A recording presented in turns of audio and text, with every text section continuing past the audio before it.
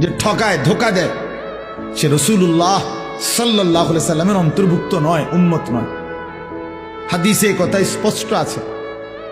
নবী সাল্লাল্লাহু আলাইহি সাল্লাম একদিন মদিনার বাজারে কোনো একজন ব্যবসায়ীর গমের স্তূপ, গম স্তূপ দিয়ে রাখছে বেস্তুবিল্লাহ। আল্লাহ নবী সাল্লাল্লাহু আলাইহি সাল্লাম সামনে গিয়ে দেখলেন উপরে সবগুলো গম শুকনা। নবীজি সাল্লাল্লাহু আলাইহি সাল্লাম ভিতরে হাত ঢুকাই দিলেন। হাদিস এটা। হাত ঢুকাইয়া ভিতর থেকে গম বাহির করে আনলেন যেগুলো ভিজা।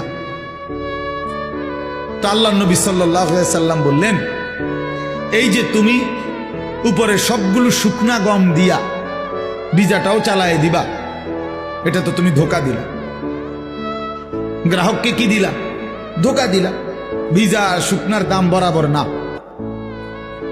তো আল্লাহ নবী সাল্লাল্লাহু আলাইহি ওয়াসাল্লাম স্পষ্ট বলছেন, মান গাশশানা, এই তখন বলছে কথাটা, মান গাশশানা ফালাইসা মিন্না, যে কাউকে ধোকা দেয় সে আমার উম্মতের অন্তর্ভুক্ত নয়।